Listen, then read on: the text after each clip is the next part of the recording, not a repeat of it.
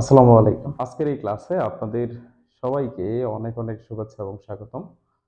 আশা করি আল্লাহর অশেষ রহমতে আপনারা সকলে ভালো আছেন এবং সুস্থ আছেন। আপনাদের দোয়ায় আমিও আলহামদুলিল্লাহ ভালো আছি। আজকে আমরা আলোচনা করতে যাচ্ছি ফিজিক্স 1 এর ফিজিক্স 1 নিয়ে, এবং ফিজিক্স 1 এর উপরে আমাদের যে সুপার সাজেশনটা আছে সেটা নিয়ে বেসিক্যালি আজকে আমরা আলোচনা করব। এবং আপনারা ফিজিক্স 2 এর উপরে আমি যে গত লাইভ ক্লাসটা নিয়েছিলাম সেখান থেকে আপনারা দেখতে পাইছেন যে আমরা 8টা রচনামূলক প্রশ্ন দিয়েছিলাম এবং সেখান থেকে হুবহু 5টা রচনামূলক প্রশ্ন আপনাদের কমন পড়েছিল।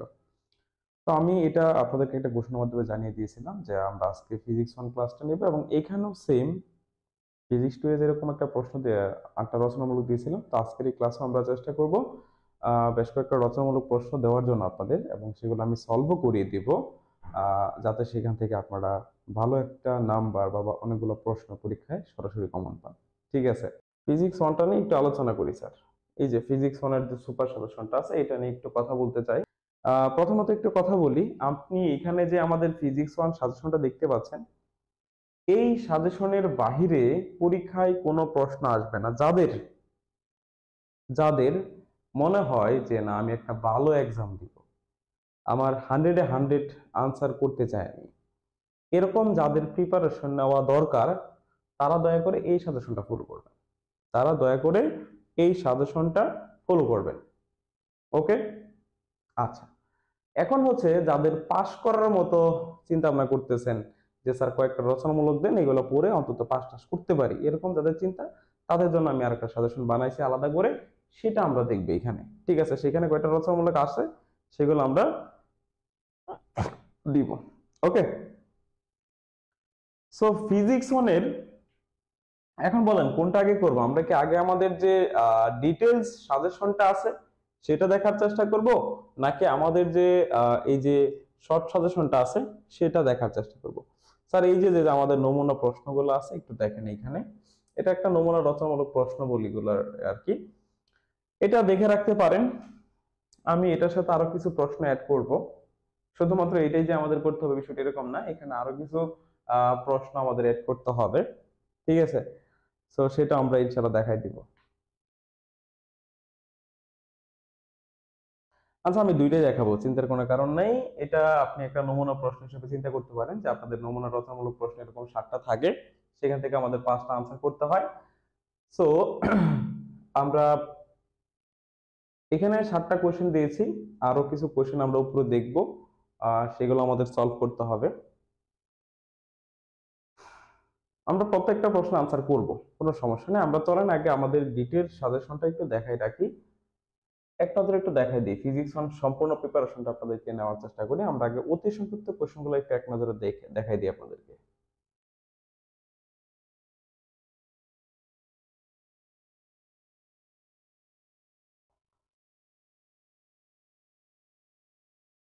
এর বাহিরে কোনো ধরনের প্রশ্ন পরীক্ষা কিন্তু থাকবে না।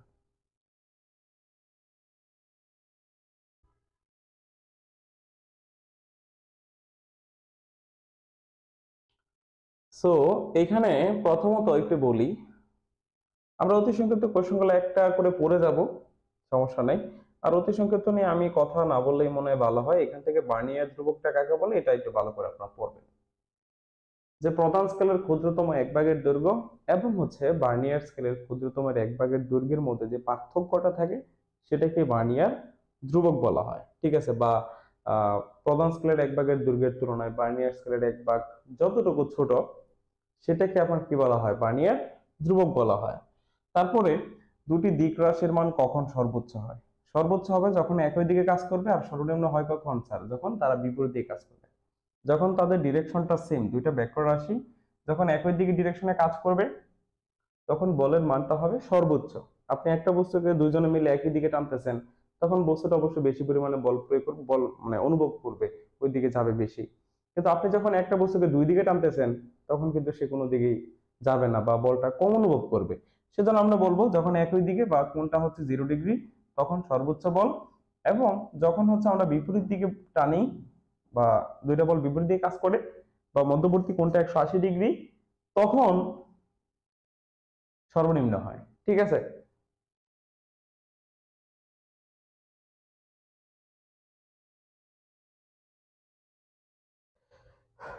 কোনো কিছু করলেই পাশ করা যাবে না। ঠিক আছে, এখানে বলছে কি ইমামুল হক, কোনো কিছু করলেই পাশ করা যাবে না। কিভাবে পাশ করা যাবে স্যার? আমার ক্লাস সম্পূর্ণ দেখতে হবে। কথা বুঝতে পারছেন? আমার ক্লাসটা সম্পূর্ণ দেখতে হবে। আপনারা এত শর্টকাট কেন চান বলেন? শর্টকাটে কি লাভ কি আছে? কিছু করা যায়, কিছু শেখা যায়? এই টেনে টুনে পাস করা এইগুলা দিয়ে কি হবে লাইফে বলেন? শুনুন একটা কথা বলি, আপনার আব্বু আম্মু পিতামাতা আপনাকে একটা প্রতিষ্ঠানে ভর্তি করিয়েছে, আপনার পিছনে শ্রম দিচ্ছে, আপনার যা যা প্রয়োজন আপনাকে সবই দিচ্ছে, তাই না? সো আপনি পরীক্ষার আগে এটা চিন্তা করেন যে স্যার কোনো মতে যাতে টেনে টুনে পাস করতে পারি। কিন্তু আপনার আব্বুর কাছে যখন বা ফ্যামিলির কাছে যখন অর্থ চান, টাকা টাকা টাকা চান, তখন কি আপনার আব্বু আপনাকে এমন টাকা দেয় যে আপনি কোনো মতে টেনে টুনে মাসটা চলেন? দেয় কখনো? অবশ্য আপনার যেটা প্রয়োজন তার থেকে আরো বেশি আপনাকে সবসময় দেওয়ার চেষ্টা করে, তাই না? তাহলে আপনি এই যে আপনার জন্য এতটুকু শ্রম দিচ্ছে, টাকা দিচ্ছে, আপনি বিনিময়ে কি দিচ্ছেন? এই যে পরীক্ষার আগে বুঝতেছেন যে স্যার কোনো মতে পাশ করা যায় কিনা। তো এই ধরনের চিন্তা টোটালি বাদ দেন। এই ধরনের চিন্তাটা বাদ দিয়ে রেগুলারলি ক্লাস করেন। হিউজ রিসোর্স আছে আপনার। আপনি শিখতে চাইলে আপনি মানে সব দিক দিয়ে সম্ভব। ঠিক আছে? সো যদি ইচ্ছা থাকে উপায় হয়, কথা আছে না? তা আপনার যদি ইচ্ছা থাকে, আমার ফিজিক্স ওয়ানের উপরে প্রত্যেকটা অধ্যায়ের উপরে মানে অধ্যায় ভিত্তিক ক্লাস আছে। আপনি ইউটিউবে যান অথবা আমাদের অ্যাপসে যান, আপনি আমাদের ভর্তিকৃত হন অথবা না হন, কোনো সমস্যা নেই। আপনি ফিজিক্স ওয়ানে ভালো করতে চান, আমার ফিজিক্স ওয়ানের উপর অনেক লেকচার ভিডিও আছে। আপনি দেখেন ভাই, এইগুলো দেখে পরীক্ষা দেন, আপনি পরীক্ষাতে 100-এ 100 ভালো রেজাল্ট করবেন, এ প্লাস পাবেন, কোনো সমস্যা নেই। ঠিক আছে? তো ইচ্ছা থাকতে হবে আমাদের, আপনাদের সেই ইচ্ছাটাই নেই। আমি এটা সবসময় বলি, আমাদের এই যে শর্ট প্রশ্ন কথা বলেন, এটা আমার দিতে একদম ভাল লাগে না।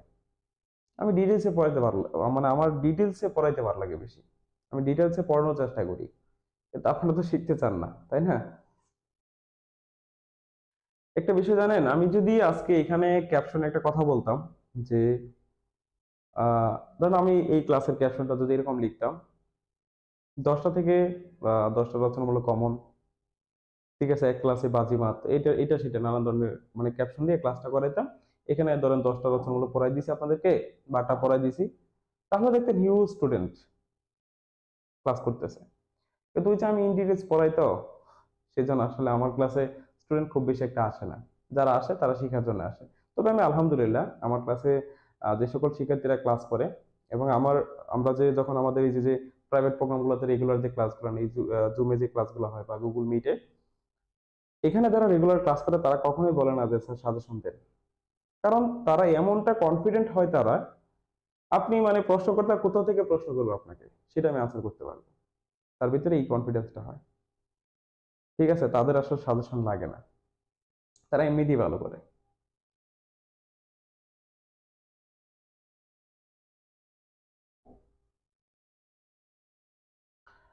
আচ্ছা, তারপরে আমরা এখানে অতি সংক্ষিপ্ত গুলো একসাথে লেখা আছে। ত্রিভুজের ব্যাকরণ ত্রিভুজ সূত্রটা লিখো, একক ভেক্টর কাকে বলে। তারপর হচ্ছে বলের সামান্তরিক সূত্রটা লিখো। দেন হচ্ছে দুটি ভেক্টরের ডট গুণফল বলতে কি বোঝায়, গতির সমীকরণ কাকে বলে, তাৎক্ষণিক বেগ, হ্রাস বা প্রক্ষেপক কি, কণিক বেগ কাকে বলে। আমি অতি সংক্ষিপ্ত গুলো দেখাচ্ছি, জাস্ট একটা একটু দেখে রাখেন, এখানে আনসার সহকারে লেখা আছে প্রত্যেকটা প্রশ্নই। যদি কোনোটাতে প্রবলেম হয় তাহলে একটু বলেন।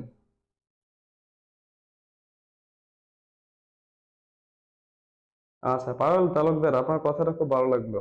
ঠিক আছে, আমি চাই আমার শিক্ষার্থীরা এরকম হোক। প্রশ্নকর্তা কোথা থেকে প্রশ্ন করবে, যেখান থেকে করবে আমি পারবো। আর কোনো একটা কোর্সের উপরে যখন আপনার এরকম একটা কনফিডেন্ট হবে, তখন মনে করবেন যে না, ওই ওই কোর্সের উপরে আপনি 100-100 পাস, আপনি ওইটার উপর ভালো একটা প্রিপারেশন হয়েছে আপনার। ঠিক আছে? আচ্ছা, অনেক ঠিক আছে। তারপরে আমরা পড়বো কৌণিক বেগ কাকে বলে, এগুলো তো আমরা জানি সবাই। সো এগুলা জাস্ট এখানে আনসার সহকারে লেখা আছে, এক নজরে একটু দেখে রাখেন। আমি এগুলাতে একটু সময় নষ্ট করতে চাচ্ছি না, একটু দেখেন জাস্ট এখানে কেন্দ্রমুখী বল কাকে বলে, টর্ক কাকে বলে, দ্বন্দ্ব কি। আচ্ছা, অতি সংক্ষিপ্ত পড়ে লাভ নাই, আমরা অতি সংক্ষিপ্ত স্কিপ করি। আমরা সরাসরি চলে যাই আমাদের সংক্ষিপ্ত কোশ্চেন এবং রচনামূলকের মধ্যে। চলেন আমরা এগুলো দেখে দরকার নাই, সরাসরি আমাদের যেগুলো পড়তে হবে আমরা সেখানে যাই। রচনামূলক আমি যেগুলো পড়াবো এখান থেকে আপনারা একটা কথা মাথায় রাখেন, রচনামূলক বলেন সংক্ষিপ্ত বলেন সব কমন থাকবে। আপনাদের রচনামূলক আপনাদের পরীক্ষার মধ্যে সংক্ষিপ্ত প্রশ্ন আসে 10টা, রচনামূলক আসে কয়টা স্যার? রচনামূলক আসে হচ্ছে 7টা, 17টা কোশ্চেন। তো আমি এখন আপনাদেরকে এই 17টা কোশ্চেন পড়াই দিব, ঠিক আছে? তো এই 17টা কোশ্চেনের ভিতরে আপনারা এখান থেকে প্রায় 80% মতো কোশ্চেন সংক্ষিপ্ত আর রচনামূলক মিলিয়ে পাবেন পরীক্ষায়। ওকে, আমার কথাগুলো ভালো করে ফলো করবেন, আশা করি হয়ে যাবে। আমি প্রশ্নগুলো দেখাবো, আপনারা বলবেন যে স্যার কোনটাতে প্রবলেম, আমি সেটা সলভ করে দিব। আর যদি আপনারা সেটা পারেন আমি সেটা স্কিপ করব। ওকে, এখন বলেন, প্রথমত এখানে একটা কোশ্চেন আছে, এই কোশ্চেনটা কে কে পারেন ভালো করে একটু বলেন তো।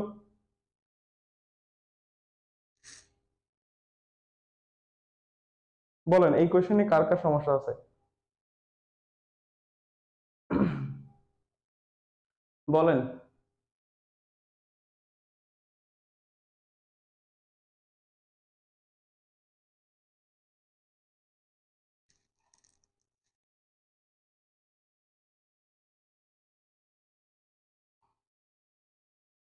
বলেন এই কোশ্চেনটা কি পারবেন?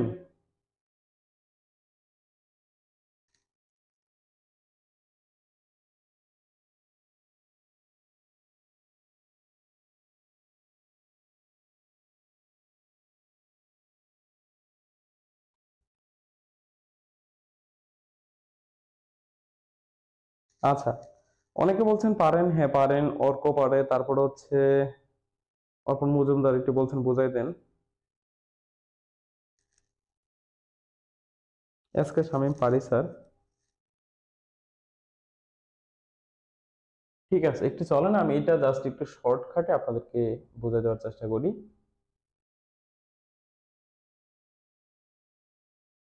দুইটি ভেক্টর রাশির দুইটা ভেক্টর রাশির যে কথাটা বলছে, দুইটা ভেক্টর রাশির স্কেলার গুণন এবং হচ্ছে ভেক্টর গুণন চিত্র সহ বর্ণনা করো। আচ্ছা ঠিক আছে, চলেন আপনারা এই প্রশ্নের আনসার কেমন লিখবেন আমি বলে দিই।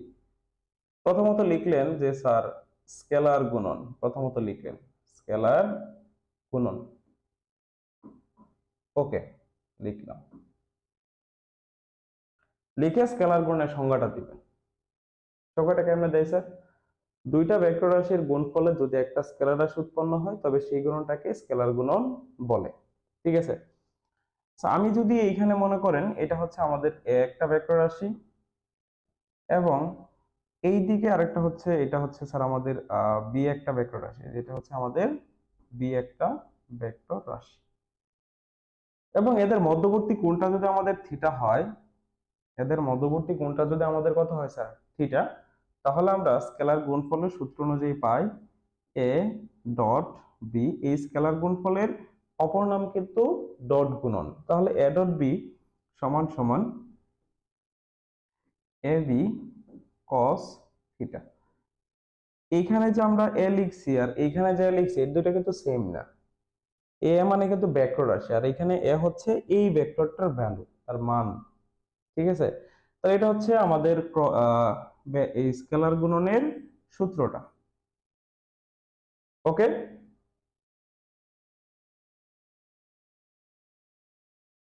তারপরে আসেন আমরা ভেক্টর গুণনটা একটু দেখি। ভেক্টর গুণনের অপর একটা নাম হচ্ছে ক্রস গুণন। ভেক্টর গুণনের অপর একটা নাম হচ্ছে ক্রস গুণন, অথবা এটাকে বলতে পারেন ক্রস গুণন। প্রথমত সংজ্ঞাটা লিখবেন যে দুইটা ভেক্টর রাশির গুণফলে যদি একটা ভেক্টর রাশি উৎপন্ন হয় তবে ওই গুণনটাকেই ভেক্টর গুণন অথবা ক্রস গুণন বলে। তাহলে আমি লিখতে পারি, সাপোজ মনে করেন এইদিকে এটা হচ্ছে আমাদের একটা ভেক্টর রাশি এবং এই দিকে এটা হচ্ছে স্যার আমাদের বি একটা ভেক্টর রাশি এবং এদের মধ্যবর্তী কোণটা হচ্ছে থিটা। তাহলে এই দুইটা ভেক্টর রাশির ক্রস গুণফলে কি হবে একটু দেখেন। তাহলে আমরা এখানে লিখতে পারি সূত্র অনুসারে এ ক্রস বি সমান সমান A B sine theta into একক ভেক্টর। ঠিক আছে, এটা হচ্ছে আমাদের ভেক্টর গুণন অথবা ক্রস গুণফলের যে সূত্রটা আছে সেটা। এখানে এ মানে এ ভেক্টরের ভ্যালু, বি মানে বি ভেক্টরের ভ্যালু এবং সাইন থিটা। হ্যাঁ, থিটা মানে হচ্ছে দুইটা ভেক্টরের মধ্যবর্তী অন্তর্ভুক্ত কোণটা। আর এখানে এটা মানে হচ্ছে একক ভেক্টরটা, যেটা কি করে স্যার, এই দুইটার যে গুণফলের কারণে উৎপন্ন যে ভেক্টরটা হবে তারও তো একটা দিক থাকা লাগবে, কারণ আমরা জানি একটা ভেক্টর রাশির মান থাকা লাগে এবং দিকও থাকা লাগে। তো আহ, আপনি যখন দুইটা ভেক্টর রাশি গুণ করবেন তখন অবশ্যই একটা ভেক্টর রাশি উৎপন্ন হচ্ছে, তাহলে সেই ভেক্টর রাশির দিকটা কোন দিকে হবে, এই দিকটাই বেসিক্যালি এই একক ভেক্টর দ্বারা প্রকাশ করা হয়, এই ইটা দ্বারা। ঠিক আছে, সো এটা হবে, এই যে এটা হচ্ছে ইটা ভেক্টরের দিক। সো এটা এক এক সময় একই দিকে হয়, অর্থাৎ এটা আপনি যে নাট আছে না, নাটটা যখন ঘুরান, ঠিক আছে, ডান হাতে এই দিকে ঘুরান, ক্লকওয়াইজ যখন ঘুরান, সেটা কোন দিকে যাবে, নিচের দিকে যাবে। অর্থাৎ ঘূর্ণনটা যদি এই দিকে হয়, মানে নিচের দিকে এইভাবে যদি যান, আপনি বি থেকে এর দিকে যান, তাহলে এই ভেক্টরটার দিক হয়তো নিচের দিকে। আর যদি এটা উপর দিকে যায় আমরা, স্যার আপনি একটা নাটটাকে উল্টা ঘুরান এন্টি ক্লকওয়াইজ, এই যে উপর দিকে উল্টো উল্টো ঘুরাচ্ছেন এন্টি ক্লকওয়াইজ, তখন কিন্তু এটা উপর দিকে উঠবে। সেই জন্য সেই ভেক্টর দিকটা হবে উপরের দিকে। কথা বুঝাইতে পারলাম? আচ্ছা, তো আশা করি এই প্রশ্নটা আমরা পারবো সবাই। এখন জাস্ট এরকম দুটো চিত্র অঙ্কন করবেন, তারপরে এখানে এই দুটো সূত্র লিখে দিলেই দ্যাটস এনাফ। ওকে, তারপরে যাই আমরা আরো প্রশ্নের মধ্যে।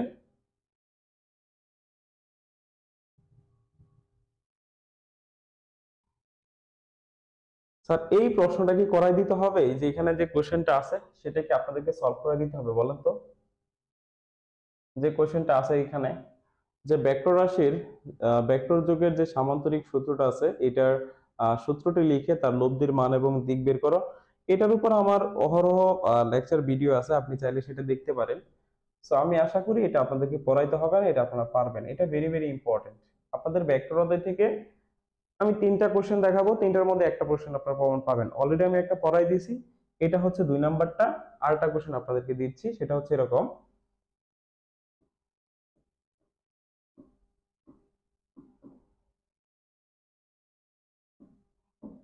এ এক্স আই প্লাস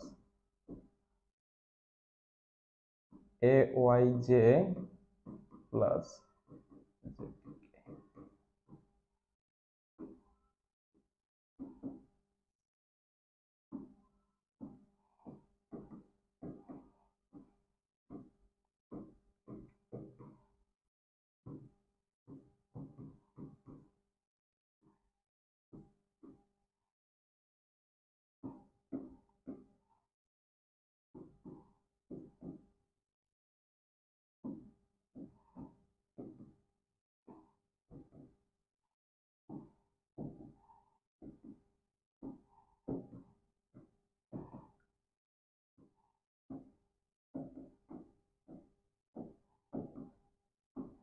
স্যার এই কোশ্চেনটা একটু ভালো করে পড়বেন। অনেক সময় আপনাদের ভেক্টর অধ্যায় থেকে বরাবরই তো এই ধরনের কোশ্চেন আসে, মানে প্রায়ই আপনাদের দেখা যায় যে এই ধরনের কোশ্চেনটা আসে।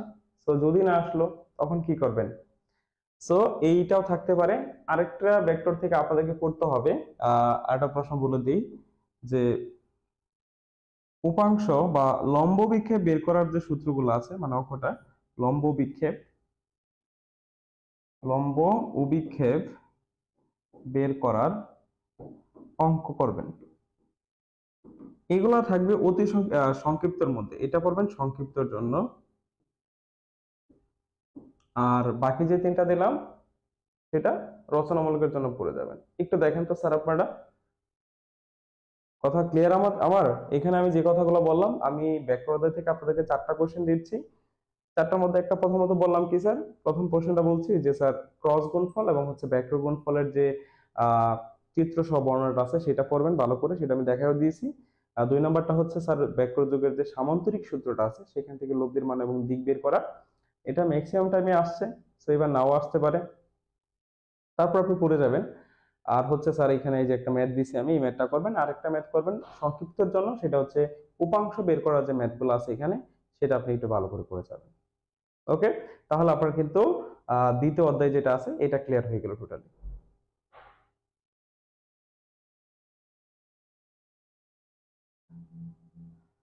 আচ্ছা আচ্ছা, আমি ঠিক আছে, হ্যাঁ দিব, কোনো সমস্যা নেই।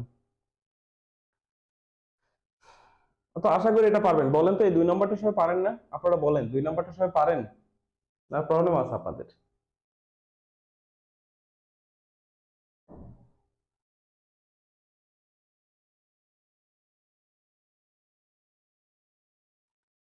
আচ্ছা পায়েল, তারপর হচ্ছে লম্ব বিকটের একটা ম্যাথ দেখান, একদম সোজা রে ভাই।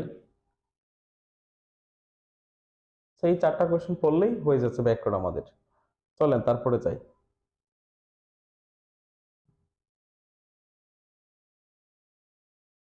তারপরে এই যে স্যার, তৃতীয় অধ্যায় থেকে এই ধরনের একটা প্রমাণ আপনি পাবেন, সংক্ষিপ্ত কোশ্চেন। আমি এখানে 2টা প্রমাণ দিচ্ছি আপনাদেরকে, এগুলো তো একদম সহজ। বলেন তো এই প্রমাণটা কে কে পারেন?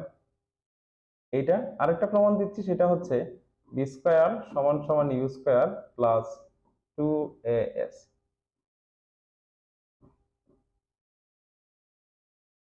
এইটা। আর এখান থেকে একটা ম্যাথ করে যাবেন, সেটা হচ্ছে, একটা ম্যাথ দিচ্ছি, তম সেকেন্ডে যে দূরত্বগুলো আছে না, তম সেকেন্ডে,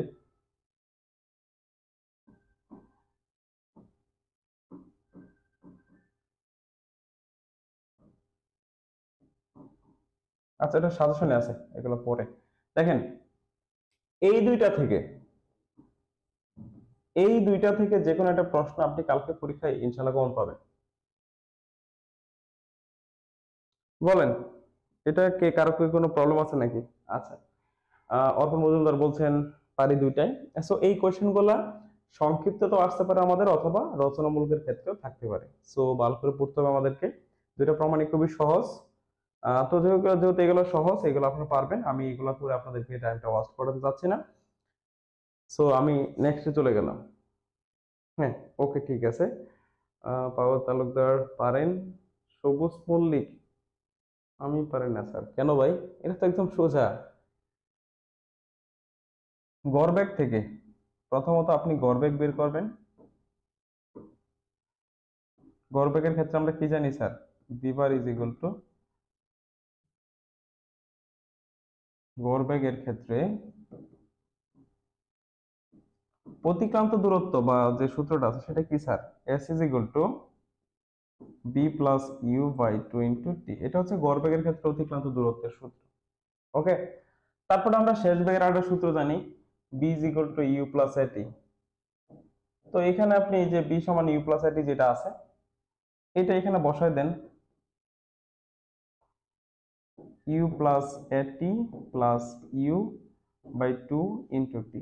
তারপর আপনি হিসাব করেন, দেখেন এখানে মান চলে আসে 2u প্লাস এটি বাই 2 × টি স্কোয়ার। গুণ করেন, গুণ করলে দেখুন এরকম আসবে, যে 2ut/2 প্লাস এটি স্কোয়ার বাই 2। তারপর এখানে 2 ক্যান্সেল করে দেন, দেখেন হয়ে যাচ্ছে 2t প্লাস হাফ এটি স্কোয়ার। এই যে প্রমাণটা, একদম ছোট। আশা করি পারবেন।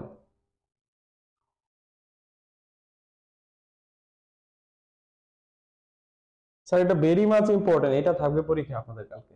কেন্দ্রমুখী বল এফ সমান mv² r, এটা ভালো করে করবেন সবাই।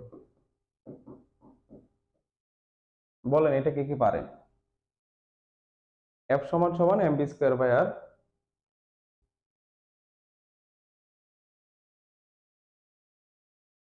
দেখেন তো এই কোশ্চেনটা কে কে পারেন, বা কারো প্রবলেম থাকলে বলতে পারেন আমাকে। একটা কথা বলি, সেটা হচ্ছে,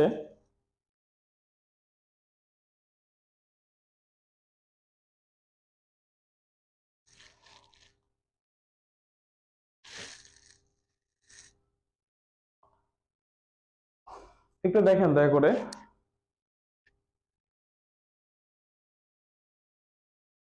ঠিক আছে, ইনশাল্লাহ চেষ্টা করবো। আচ্ছা জাকির পারেন।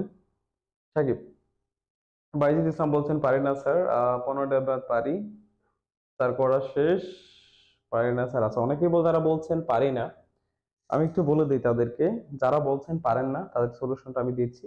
এটার, আমার যে লেকচার ভিডিওটা আছে এটার উপরে, সেই লেকচার ভিডিওটা আপনারা এই পেজে আমার ক্লাস শেষ হওয়ার আগেই পেয়ে যাবেন। ঠিক আছে, এটার উপরে আমার যে লেকচার ভিডিওটা আছে, কেন্দ্রমুখী বল F is equal to mv square by r, এটা লেকচার ভিডিওটা আমি পেজে আমার এই ক্লাস শেষ করার পরেই আপলোড করে দেবো, সেখানে খুব সুন্দর করে বিষয়টা বলে দেওয়া হয়েছে, সেটা দেখবেন আশা করি এটা ক্লিয়ার হয়ে যাবে। ওকে, ঠিক আছে।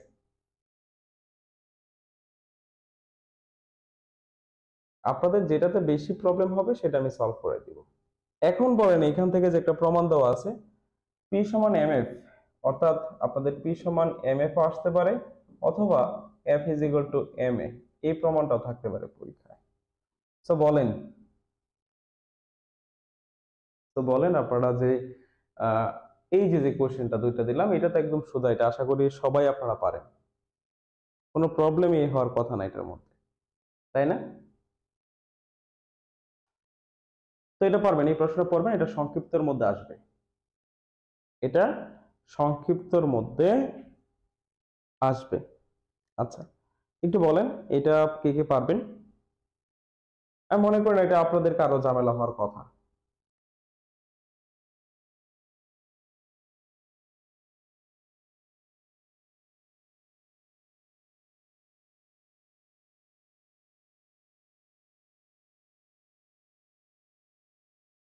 তো এটা পারা যাবে, এটা একদম সোজা, এটা আমি করাবো না।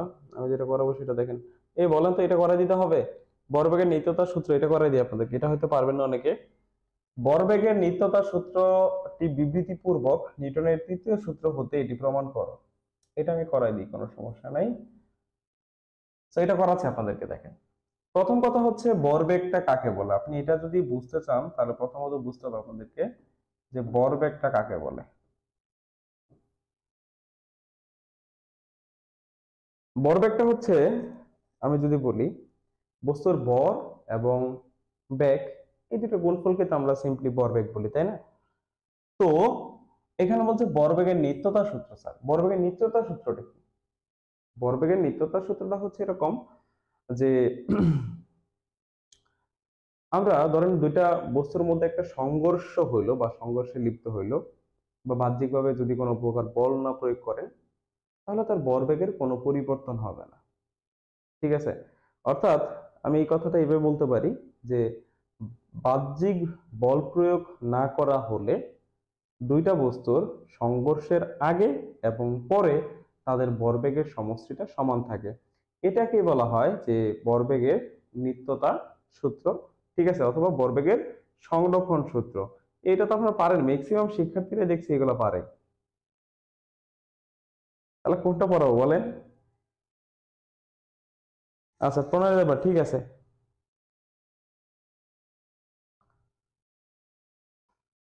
এখন নিউটনের তৃতীয় সূত্র হতে এটা আমরা প্রমাণ করব। নিউটনের তৃতীয় সূত্রটা হচ্ছে প্রত্যেক ক্রিয়ারই সমান ও বিপরীত প্রতিক্রিয়া আছে। তাহলে এখানে মনে করেন, আচ্ছা এটা এটা একটা বস্তু, এটা এ বস্তু এবং এটা ওইদিকে যাচ্ছে, এখানে একটা বস্তু সেটা হচ্ছে বি, এটা ওইদিকে যাচ্ছে।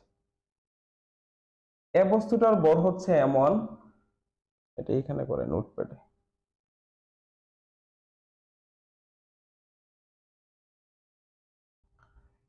আমরা সাপোজ মনে করি এটা আমাদের এ বস্তু এবং এটা এদিকে যাচ্ছে, এখানে আরেকটা বস্তু সেটা হচ্ছে বি, সেটা এদিকে ধাবিত হচ্ছে।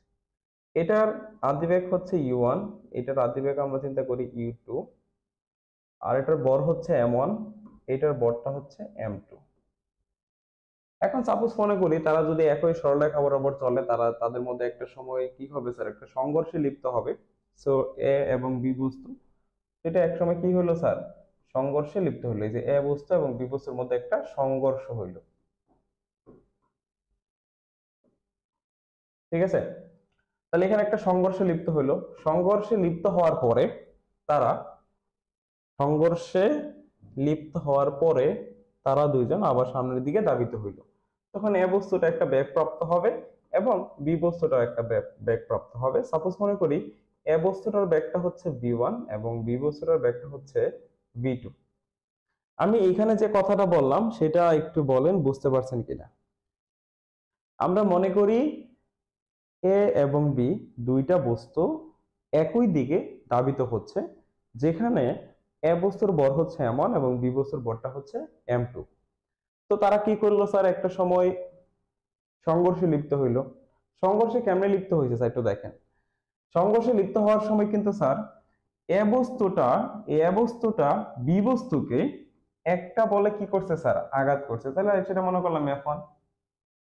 আমরা নিউটনের সূত্র সূত্রে কি জানি স্যার, প্রত্যেক ক্রিয়ারও সমান এবং বিপরীত প্রতিক্রিয়া আছে। দ্যাট মিন্স আপনি যদি কাউকে কিল ঘুষে একটা মারেন, সে উল্টো অবশ্যই আপনাকে একটা মারবে, এটা কোনো মিস নাই। ঠিক আছে, তাহলে প্রত্যেক ক্রিয়ারই সমান এবং বিপরীত প্রতিক্রিয়া আছে। আপনি যদি কারো পিছনে লাগেন, সে আপনার পিছনে লাগবে, হিসাব বরাবর। ঠিক আছে, তাহলে তখন কি হয় স্যার, এই এ বস্তুটা বি বস্তুটাকে F1 বলে একটা ধাক্কা দিবে এবং বি বস্তুটা এ বস্তুটাকে F2 বলে কিন্তু একটা কি করবে স্যার, ধাক্কা দিবে।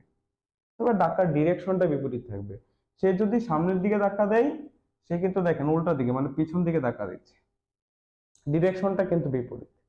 এই জন্য বলছে যে প্রত্যেক ক্রিয়ারই সমান এবং বিপরীত একটা প্রতিক্রিয়া থাকে। ওকে,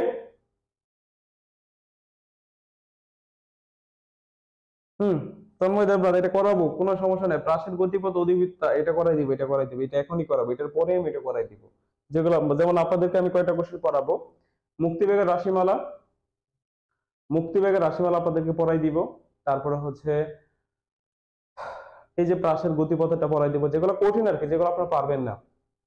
ঠিক আছে, এই কোশ্চেন গুলো আমি আপনাদেরকে সলভ করে দিব, চিন্তা করবেন না। তারপর হচ্ছে সেকেন্ড দোলকের কার্যকরী দৈর্ঘ্য, এইটা এই কোশ্চেন গুলো যেগুলো আপনাদের কঠিন মনে হবে, আমি সলভ করে দেবো ইনশাআল্লাহ। চলেন একটু পরে করাচ্ছি। তো এখানে দেখেন, তাহলে নিউটনের তৃতীয় সূত্র অনুসারে আমি কি বলতে পারি বলেন তো, যে প্রত্যেক ক্রিয়ারই সমান বিপরীত প্রতিক্রিয়া আছে। দ্যাট মিন্স এখান থেকে বলা যায় যে F1 is equal two F2। তবে যেহেতু বিপরীত ডিরেকশনে আছে F2 টা, সেজন্য এখানে মাইনাস দিলাম। এই মাইনাস দেওয়ার মিনিংটা হচ্ছে দিকটা বিপরীত, সেজন্য মাইনাস বসছে। আচ্ছা, এখন আমরা F সমান কি জানি বলেন তো, এম এ, যেহেতু এটা 1 দ্বারা চিহ্নিত করছে, তাহলে M1 A1 হবে। আর এখানে মাইনাস M2 A2। এখন বলেন ত্বরণ সমান আমরা কি জানি বলেন তো, B1 minus U1 by T, অর্থাৎ B minus U by T. এটা হচ্ছে ত্বরণের ইকুয়েশন, আমরা সকলেই জানি।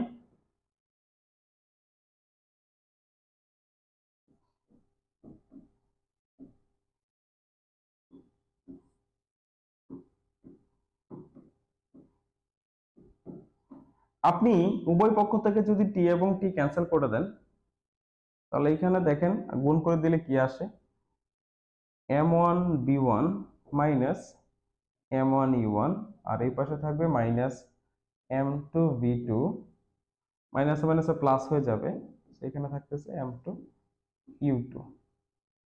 এই পর্যন্ত ক্লিয়ার কিনা আপনাদের, আগে আমাকে সেটা কনফার্ম করেন, এই পর্যন্ত আপনাদের ক্লিয়ার কিনা দেখি তো।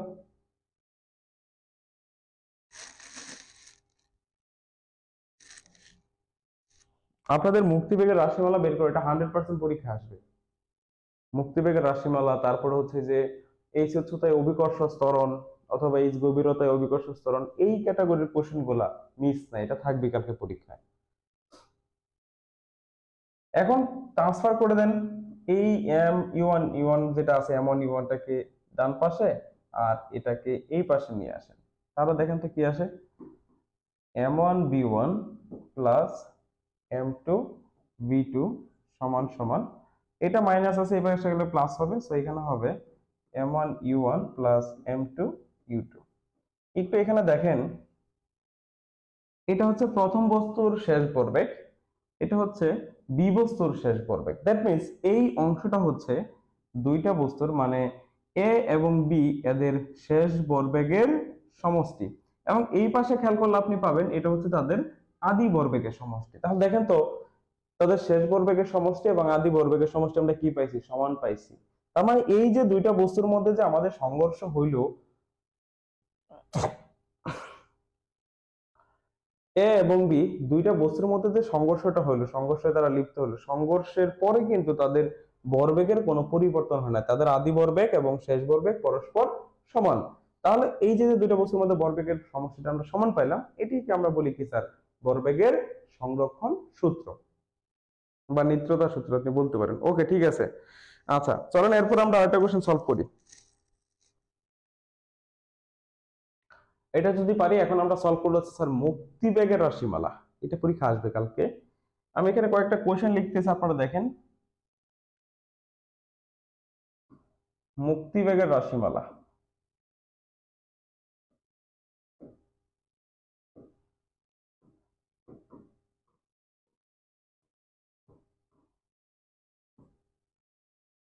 এটা ভেরি মাচ ইম্পর্টেন্ট।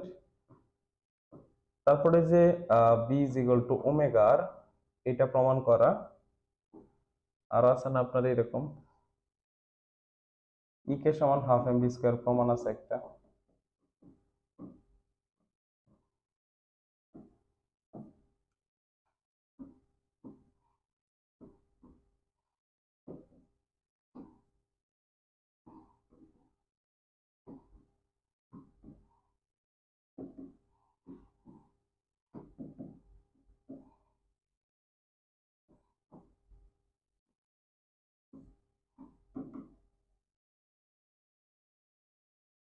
অথবা আরেকটা আসতে পারে যে এইচ গভীরতায় অভিকর্ষ ত্বরণ, ওই যে জি সমান আছে না, জি প্রাইম সমান কত, 1 - h/r ইন্টু জি, এটা আসতে পারে।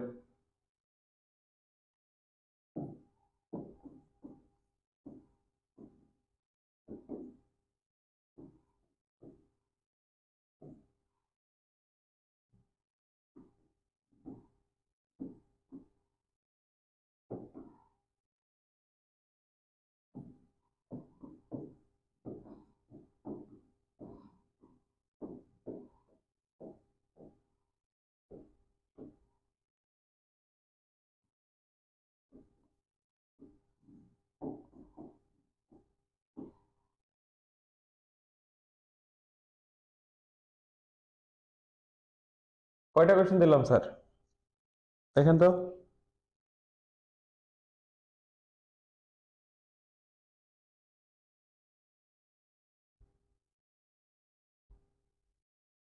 1 2 3 4 5, এই দুটো তো সেমই বলা যায়। এই দুটো থেকে একটা, হ্যাঁ, তাহলে একটা দুইটা তিনটা চারটা পাঁচটা ছয়টা। আপনার এখানে যে ছয়টা কোশ্চেন দিয়েছি, এখান থেকে মাস্ট তিনটা কোশ্চেন কালকে পরীক্ষায় পাবেন। তিনটা আমি সর্বনিম্ন ধরলাম, মিনিমাম তিনটা কোশ্চেন কালকের পরীক্ষায় পাবেন। মিনিমাম তিনটা কোশ্চেন, তিনটা রচনামূলক থাকবে। আর এটা হচ্ছে সংক্ষিপ্তের জন্য, এটা সংক্ষিপ্ত থাকবে। তিনটা রচনামূলক প্রশ্ন এখান থেকে থাকবে। এখানে যে প্রশ্নগুলো আমি লিখে দিয়েছি, এখান থেকে মিনিমাম তিনটা রচনামূলক কোশ্চেন আপনি পরীক্ষায় পাবেন। এখানে যে আমি ছয়টা দিয়েছি, ছয়টা থেকে তিনটা পাবেন। ওকে, একটু দেখে রাখেন।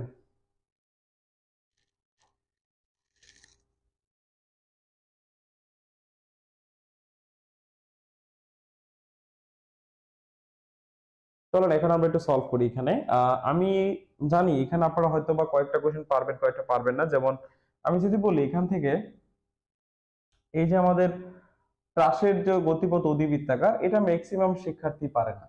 এইটা বলেন, অথবা এই যে এইটার কথা বলেন, অথবা মুক্তিবেগের রাশিমালা আছে, এই তিনটা কোশ্চেন ম্যাক্সিমাম শিক্ষার্থী কিন্তু পারে না।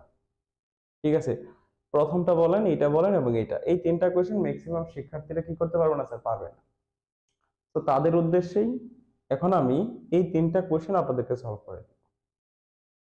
ঠিক আছে, একদম সহজভাবে আমি সলভ করে দেবো। তো সো চলেন আমরা প্রথমত ওই যে প্রাসের গতিপথ অধিবৃত্তাকার, এটি নিয়ে একটু আলোচনা করি। প্রাসের গতিপথ অধিবৃত্তাকার, আচ্ছা সাজ্জাদ, আমরা কখন হুডি পাবো? রবি সোমবারের মধ্যে ইনশাল্লাহ আপনি পেয়ে যাবেন। আমাদের কুরিয়ার বুকিং চলতেছে, তো কাজ চলতেছে। রবি সোমবারের মধ্যে ইনশাল্লাহ আপনারা হুডিটা পেয়ে যাবেন, যারা কেয়ার প্রোগ্রামের শিক্ষার্থী আছেন।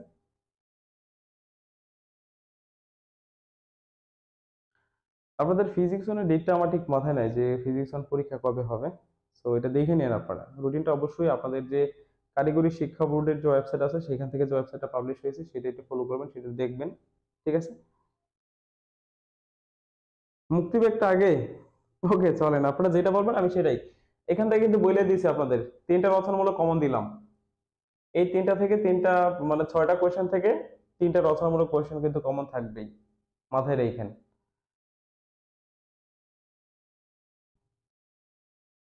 প্রথমত কোনটা করাবো বললেন স্যার? প্রথমত কোনটা?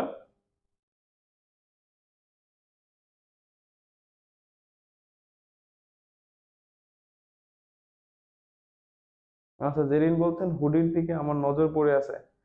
সমস্যা না, আপনি পাবেন, কোনো সমস্যা নাই। ঠিক আছে।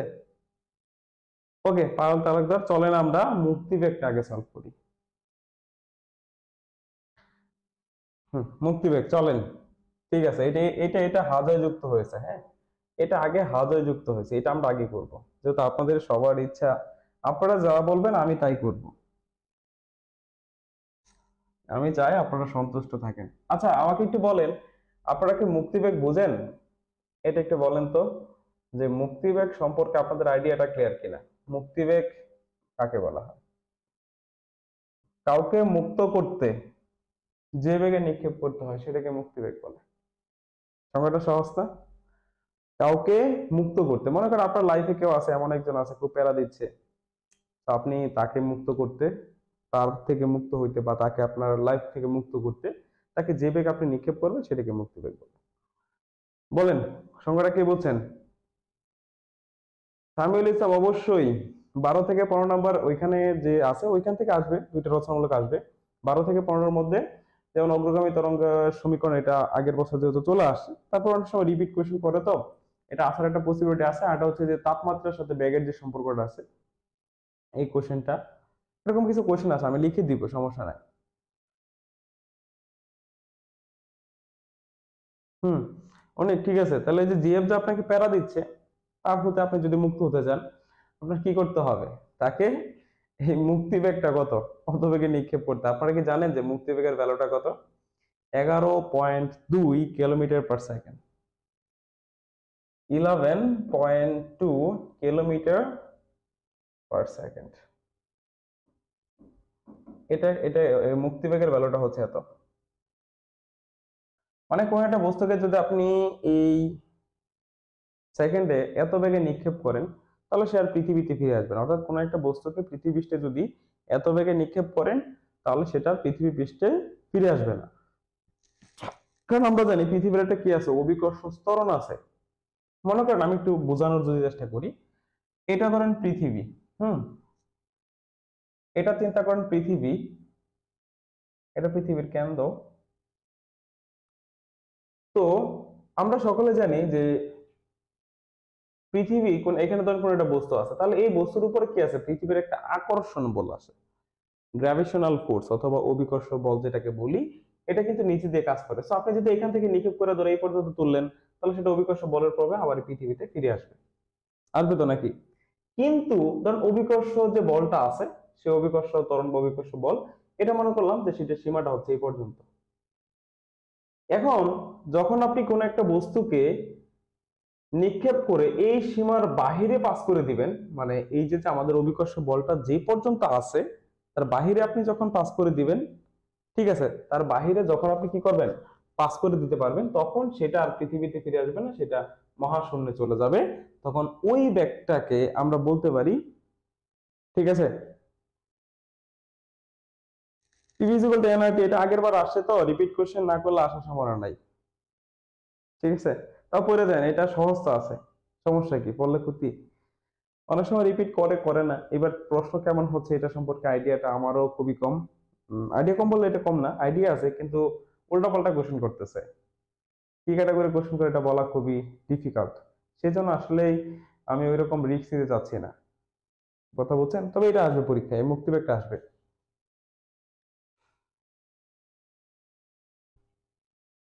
আহ আপনাদের কমেন্ট দেখলে বুঝছেন, আমার শরীরে এনার্জি যা থাকে সেটা নষ্ট হয়ে যায়। আমার এত ওবিডিয়েন্ট স্টুডেন্ট। আচ্ছা চলেন এখন প্রমাণটা করি আগে, পরেরটা পরে প্রমাণটা আগে করি। তো মুক্তিবেগ আশা করি বুঝতে পারছি, যে বেগে নিক্ষেপ করলে কোনো একটা বস্তু পৃথিবীতে আর ফিরে আসে না, সেটাকে মুক্তিবেগ বলা হয়। আমি মনে করি এটা হচ্ছে পৃথিবী, এটা হচ্ছে আমাদের পৃথিবী, এটা পৃথিবীর কেন্দ্র। কেন্দ্র থেকে এটা হচ্ছে আমাদের পৃথিবী পৃষ্ঠ, তাহলে পৃথিবী পৃষ্ঠ পর্যন্ত যে ব্যাসার্ধ সেটাকে মনে করি আমরা আর, এই ব্যাসার্ধটা হচ্ছে কত স্যার, আর। তো পৃথিবী পৃষ্ঠের উপরে এইখানে ধরনের একটা বস্তু আছে, যে জায়গায় কি আছে স্যার, একটা বস্তু আছে, এই জায়গায় কি আছে স্যার, একটা বস্তু আছে। এই বস্তুটাকে আমি নিক্ষেপ করব, নিক্ষেপ করে মহাশূন্যে পাঠিয়ে দিব। তো মনে করি কেন্দ্র থেকে এই বস্তু পর্যন্ত যে ডিস্টেন্সটা, এই বস্তুটার ভর হচ্ছে স্মল এম এবং এই পৃথিবীর ভরটা হচ্ছে ক্যাপিটাল এম। আমার কথাগুলো ভালো করে মাথায় রাখেন। এবং এই যে বস্তুটা যে এখানে দেখতে পাচ্ছেন, এই যে একটা বস্তু আমাদের, এই বস্তুটা থেকে পৃথিবীর কেন্দ্র পর্যন্ত ডিস্টেন্সটা হচ্ছে স্মল আর। এখন এই বস্তুকে পৃথিবী তার কেন্দ্রের দিকে একটা বলে টানতেছে। সেই বলটাকে আমরা কি বলতে পারি? অভিকর্ষ বল। তাহলে অভিকর্ষ বলের ভ্যালুটা বের করার সূত্র তো আমরা সকলে জানি, এফ সমান g capital M small m by R square. Okay, এখন দেখেন আমরা কৃতকাজের সূত্র কি জানি, বা কাজ বের করার সূত্র, W is equal two F, মানে বলতে পারেন, আমি একটু বলি এখানে এভাবে বলে দিই, বল ইন্টু সরণ।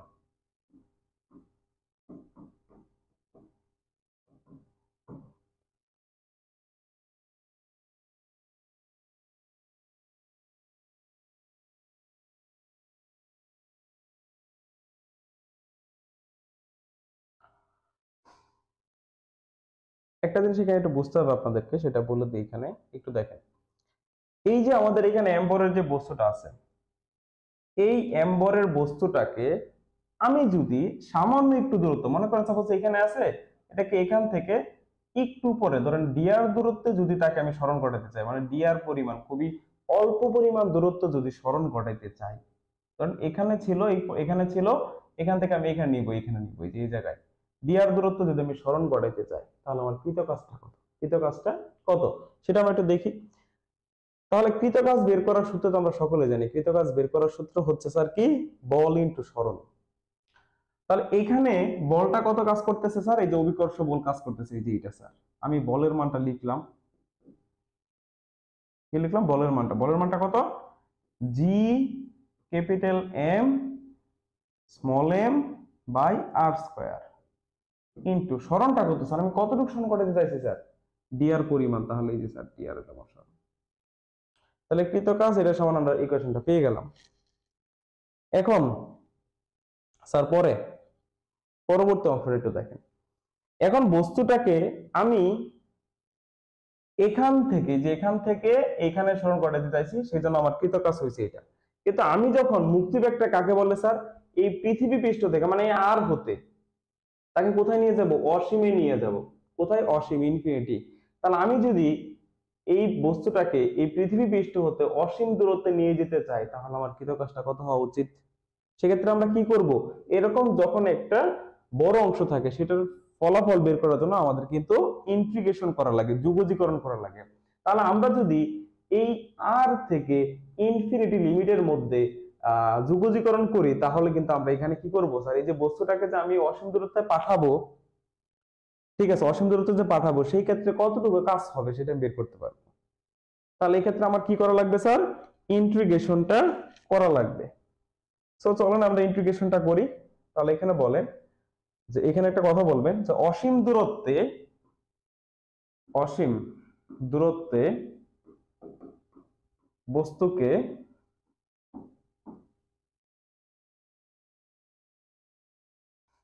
পাঠাতে কৃতকাজ,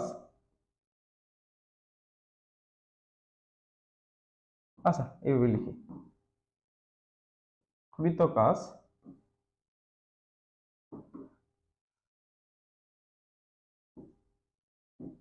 integration of r to infinity. কারণ কি স্যার?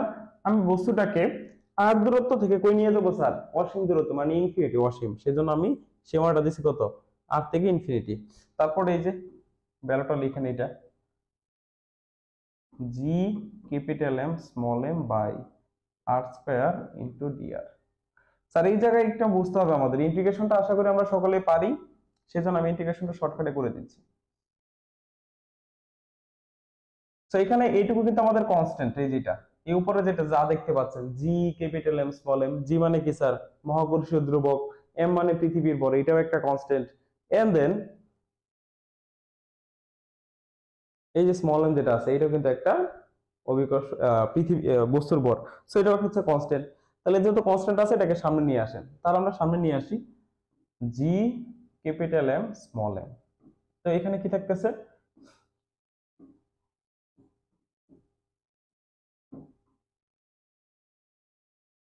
এটুক থাকে না।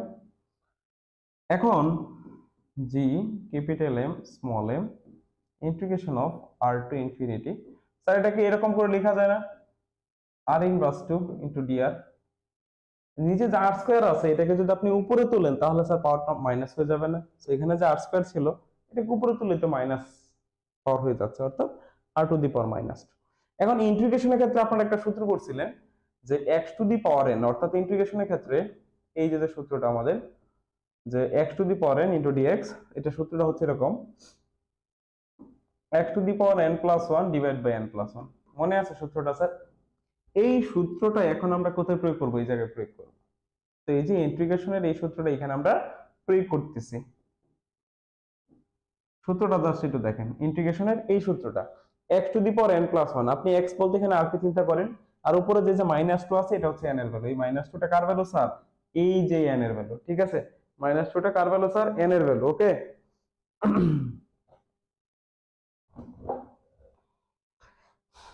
এইখানে এই যে আমাদের মাইনাস টুটা আছে এটা হচ্ছে স্যার কার ভ্যালু? n এর ভ্যালু। এখানে বসান, আপনি এই সূত্র অনুযায়ী জাস্ট বসান, n এর মান মাইনাস টু এখানে বসাই দেন, তাহলে কি আসে বলেন তো?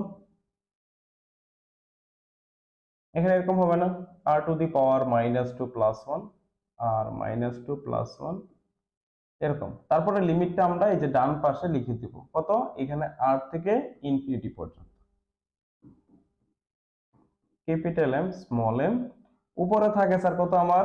দেখেন হিসাব করলে মাইনাস ওয়ান, নিচেও মাইনাস ওয়ান থাকে, ওকে।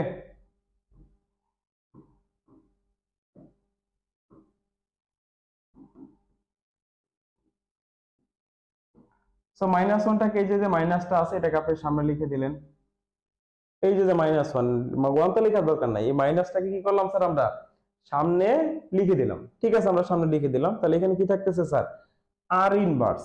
তো আর ইনভার্স কে কি চাইলে আপনি ওয়ান বাই আর লিখতে পারেন না? সমস্যা আছে? তাহলে আর ইনভার্স কে আমরা সরাসরি লিখে দিলাম ওয়ান বাই আর। এই যে আর ইনভার্স যেটা ছিল সেটাকে আমরা ওয়ান বাই আর লিখলাম। তারপরে স্যার এখন আপনি কি করেন, এই যে আমাদের লিমিটটা ছিল, সীমাটা ছিল ইন্টিগ্রেশনের, সেই সীমাটা স্যার এখানে বসাই দেন। প্রথমত এটা বসাবেন, তারপরে এটা বসাবেন, ঠিক আছে? এখন দেখেন আমরা বসাই minus G capital M small m. এখন বসাচ্ছি, প্রথমত ইনফিনিটি বসাই, ওয়ান বাই ইনফিনিটি, তারপরে সূত্র অনুযায়ী মাইনাসের, এই মাইনাসটা কিন্তু সূত্রে মাইনাস, যখন আমরা লিমিট বসাবো তখন এইটা থেকে এটা বিয়োগ করতে হবে কিন্তু, হ্যাঁ। অর্থাৎ এবার ইনফিনিটি বসাবেন, তারপরে সূত্র অনুসারে মাইনাস দিতে হবে, তারপরে আবার ওয়ান বাই আর, ঠিক আছে? আশা করি বুঝতে পারছেন। এখন এই যে জায়গার মধ্যে একটু খেয়াল করেন, ওয়ান বাই ইনফিনিটির মানে হচ্ছে শূন্য, এই যে ওয়ান বাই ইনফিনিটি এর ভ্যালুটা হচ্ছে শূন্য, minus one by r. So এই যে সামনে শূন্য লেখার কোনো প্রয়োজন আছে না স্যার, সেখানে আমরা সরাসরি বলতে পারি যে আমাদের থাকে হচ্ছে মাইনাস ওয়ান বাই আর। এখন আপনি যদি যোগ করে মানে মাইনাস আর মাইনাস গুণ করলে কি হয়ে যাবে? প্লাস হয়ে যাবে।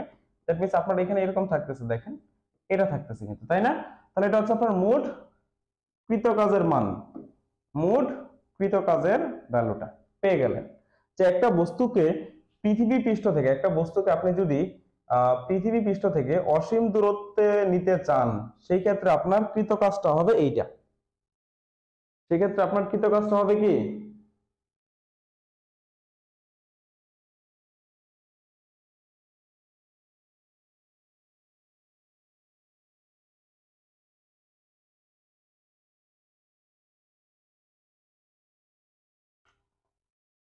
সো এই যে এখানে, তাহলে এটা হচ্ছে আমাদের কৃতকাজের ভ্যালুটা, যে কোনো একটা বস্তুকে পৃথিবী পৃষ্ঠ থেকে যদি আমি অসীম দূরত্বে পাঠাতে চাই সেই ক্ষেত্রে তার ভ্যালুটা হচ্ছে এটা, ওকে। এখন আপনি যদি কোনো একটা বস্তুকে একটা বেগে নিক্ষেপ করেন, অবশ্যই তার কি থাকবে স্যার? একটা গতিশক্তি থাকবে। এখন আপনি যদি এই এম বরের বস্তুটাকে বি বেগে নিক্ষেপ করেন, তার গতিশক্তিটা কি হয়? হাফ এম বি স্কয়ার, নাকি?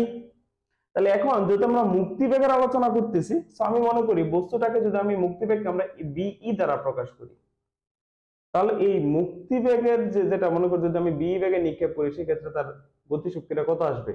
Half m v e square, ঠিক আছে? কথাটা ভালো করে বুঝেন।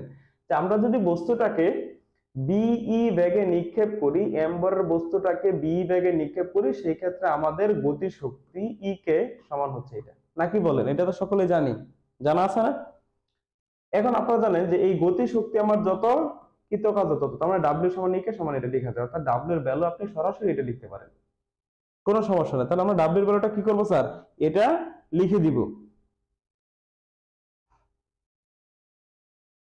তাহলে ডাব্লিউ এর ভ্যালুটা কিন্তু আমরা যে হাফ এম বি স্কয়ার এটা লিখে দেব। আপনি এখানে একটা লাইন লিখতে পারেন যে বিই বেগে এম ভরের বস্তুটাকে বিই বেগে নিক্ষেপ করলে তার অর্জিত গতি শক্তি সমান সমান ই কে সমান সমান হাফ এম বিই স্কয়ার। ওকে, সেই কথাটা এখানে লিখে দেন। তাহলে এখানে আমরা কি লিখতে পাচ্ছি স্যার, এই যে গতি শক্তির মানটা এখানে বসাই দিই, বা ডাব্লিউ এর মানটা সরাসরি। তো সুতরাং ই কে সমান সমান half M BE square. Okay, এখন এই ই কে এর মানটা স্যার এই জন্য বসাই দেন, এই যে কৃতকাজ আর গতিশক্তি তো সমান থাকে, তাহলে এটা কি সমান হয়ে যাবে না? সেই যেটা আমরা সমান লিখে দিতে পারি। তা সুতরাং ডাব্লিউ এর মানটা এখানে বসাই দেব, যে ডাব্লিউ এর মানটা কত বসাবো, যে এটা হাফ এম বিই স্কয়ার সমান সমান g capital M small m by r. দেখেন এখানে এই স্মল এম আর এই স্মল এম ক্যান্সেল করে দেন, তাহলে এখানে থাকতেছে আমাদের বিই স্কয়ার বাই 2, আর এই পাশে থাকতেছে জি ক্যাপিটাল এম বাই আর। এই টুটা ওই পাশে নিয়ে যান, টুটা আপনি ডান পাশে নিয়ে যান। তাহলে টুটা যদি আমরা ডান পাশে নিয়ে যাই, তাহলে এখানে হবে বি স্কয়ার সমান সমান 2gm বাই আর। তারপরে স্কয়ারটা ওই পাশে নিয়ে গেলে কি হয়ে যাবে স্যার বলেন তো, রুট ওভার হয়ে যাবে। এই স্কয়ারটা যদি আমি ওই পাশে নিয়ে যাই, তখন এটা রুট হয়ে যাবে, তাহলে রুট ওভার 2gm বাই আর। ওকে, এখন আবার একটা সমীকরণ জানি, জি সমান সমান জিএম বাই আর। এই যে এটা হচ্ছে জি এর ভ্যালু বের করার সূত্র, স্মল জি অভিকর্ষ ত্বরণ। তাহলে দেখেন এখন আমরা যদি এই সমীকরণটার মধ্যে একটা কাজ করতে পারি, এই সমীকরণটার মধ্যে কি করতে পারি স্যার, একটা কাজ করতে পারি, তাহলে কেমন হয় দেখেন। আমরা 2gm বাই আর উপরে কার দিলাম আর নিচে কার দ্বারা গুণ করে দিলাম। ভালো করে বোঝার ট্রাই করেন। আমরা কি করতেছি স্যার, এটা তো আমাদের ছিল আগে নাকি, এখন উপরে কার দ্বারা গুণ করছি আর নিচে কার দ্বারা গুণ করছি, আমাদের কি কোনো সমস্যা আছে? উপরে এবং নিচে যদি আমরা আর দ্বারা গুণ করি, আমাদের কি কোনো প্রবলেম হবে? হওয়ার কথা না। তাহলে এখানে যদি দুইটা আর গুণ করে দেন, অবশ্যই কি হচ্ছে আমাদের আর স্কয়ার হচ্ছে।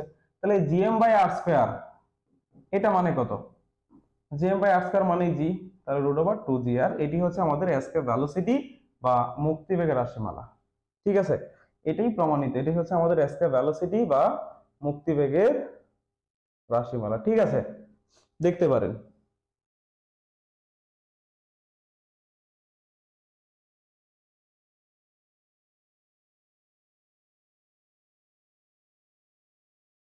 এগুলা একটু বড়ই, হ্যাঁ, এই মুক্তিবেগের রাশিমালা বলেন এটা প্রমাণ করা একটু বড়ই হবে। তো আশা করি এটা আপনারা পারবেন। বলেন কোনো সমস্যা আছে কিনা? তো এটা একটু বড়ই, কিছু করার নাই, এটা আমাদের পড়তে হবে এইভাবেই।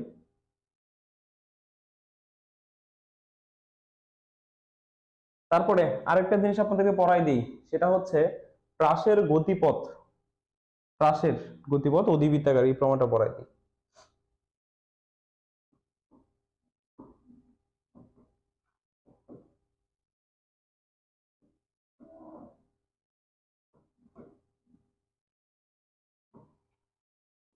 আমি একদম সহজ করে আপনাদেরকে এটা পড়াই দিব। প্রাসের গতিপথ অধিবৃত্তাকার, একদম ইজি ওয়েতে আপনাদেরকে এটা পড়াই দিব, জীবনে বলবেন না। প্রাসের গতিপথ অধিবৃত্তাকার, এটা খুব সহজে আমি আপনাদেরকে পড়াই দিব, চিন্তার কোনো কারণ নাই। হ্যাঁ, এটা 100% আসবে। যে দুটো কোশ্চেন দিচ্ছি, প্রাসের গতিপথ এবং হচ্ছে আহ তারপরে এই মুক্তিবেগের রাশিমালা, এইটা আপনি মনে করেন যে দুইটাই আসার সম্ভাবনা অনেক বেশি, এটা এবং এটা দুইটাই রচনামূলক আসবে। ঠিক আছে, মুক্তিবেগের রাশিমালা এবং হচ্ছে এটা। তো প্রাস বলতে তো আমরা বুঝি, প্রাস বলতে কি স্যার, ওই যে একটা বস্তুকে আপনি যদি উপরের দিকে নিক্ষেপ করেন, সেটা যতটুকু দূরত্ব অতিক্রম করে তার যে গতিপথটা সেটাকে ব্রাশের গতিপথ বলে বা প্রক্ষেপক আমরা বলতে পারি। মনে করেন সাপোজ এটা হচ্ছে মূল বিন্দু,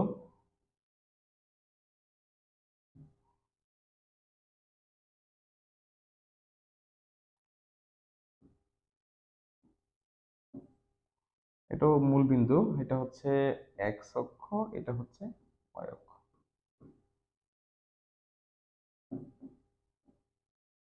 এখন আপনি একটা বস্তুকে কি করছেন, নিক্ষেপ করছেন, তাই তো? মনে করেন এখানে ভূমির সাথে থিটা কোণ করে একটা বস্তুকে নিক্ষেপ করছেন, থিটা কোণ করে একটা বস্তুকে নিক্ষেপ করছেন, থিটা কোণ করে একটা বস্তুকে নিক্ষেপ করছেন। এই যে ভূমির সাথে থিটা কোণ উৎপন্ন করে একটা বস্তুকে বি বেগে, কত বেগে স্যার? বি বেগে নিক্ষেপ করছেন। তাহলে বি বেগে যদি নিক্ষেপ করেন, সেটা কিছু দূর উঠবে, উড়ে যাওয়ার পরে আবার কিন্তু ভূমিতে এসে পতিত হবে। তাহলে এই যে যে তার গতিপথটা, এটাকে প্রাসের গতিপথ বা প্রক্ষেপক বলা হয়।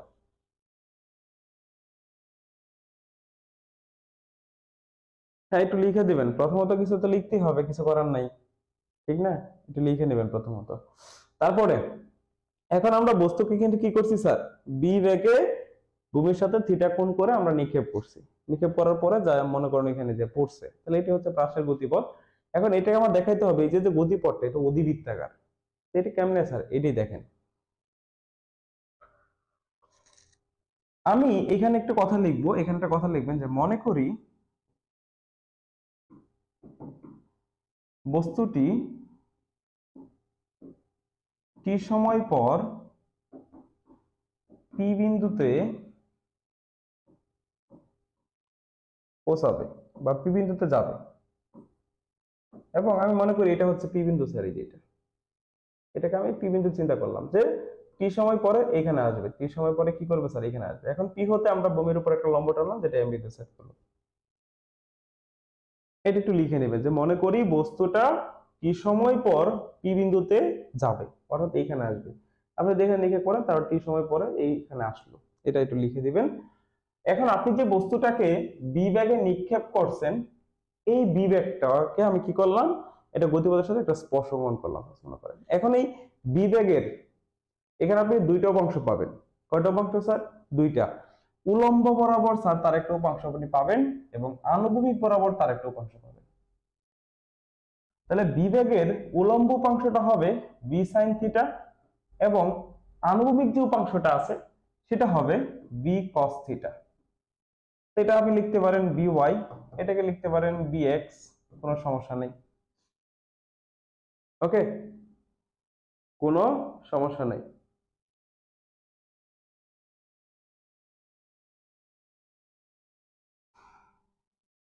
তা আশা করি এই পর্যন্ত আপনাদের ক্লিয়ার। একটু দেখেন ভালো করে। আমি মনে করি প্রথমত আবার বলতেছি, দেখেন এও বলবেন যে মনে মনে করি ও বিন্দু থেকে এক্স অক্ষের সাথে থিটা কোণ করে একটা বস্তুকে বিবেগে নিক্ষেপ করা হয়েছে, এবং যেটা টি সময় পরে পি বিন্দুতে পৌঁছাইছে। তাহলে এই যে বি বিন্দুতে যে নিক্ষেপ করছেন, এটাকে আপনি কি করলেন, একটা স্পর্শক অঙ্কন করলেন। তাহলে এই বিবেগের আপনি দুইটা উপাংশ পাবেন। এই এক্স অক্ষ বরাবর যে উপাংশ সেটা হচ্ছে আনুভূমিক উপাংশ, যেটাকে আমরা কি বলছি, বি এক্স সমান এই যে বি কস থিটা, এবং উলম্ব উপাংশ বি ওয়াই সমান বি সাইন থিটা। ওকে, এখন এক্স অক্ষের দিকে কি কি কাজ করতেছে এবং ওয়াই অক্ষের দিকে আপনার কি কাজ করতেছে এটা বুঝতে হবে। দেখেন, বস্তুটাকে যখন উপরের দিকে আপনি নিক্ষেপ করেন, তখন পৃথিবীর কেন্দ্র বা পৃথিবীর যে অভিকর্ষ ত্বরণটা আছে সেটা নিচে দিকে কাজ করে, অর্থাৎ অভিকর্ষ যে বাধাটা আছে সেটা অতিক্রম করে তাকে উপরের দিকে উঠতে হয়।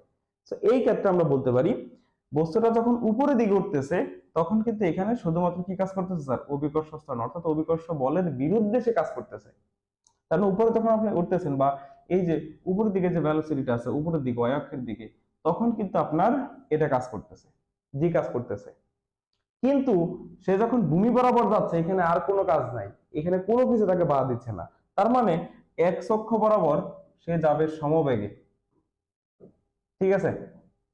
আর ওয়াই অক্ষের দিকে যেটা কাজ করবে, জি এর বিরুদ্ধে যাচ্ছে সে, ঠিক আছে? চলেন এখন এই দুইটা বিষয় বুঝলে আপনি পাবেন। তাহলে এক্স অক্ষ বরাবর অতিক্রান্ত দূরত্ব আমরা বের করবো, ওয়াই অক্ষ বরাবর আমরা অতিক্রান্ত দূরত্ব বের করবো। চলেন বের করি। এটা লিখেন যে এক্স অক্ষ বরাবর অতিক্রান্ত দূরত্ব, এক্স অক্ষ বরাবর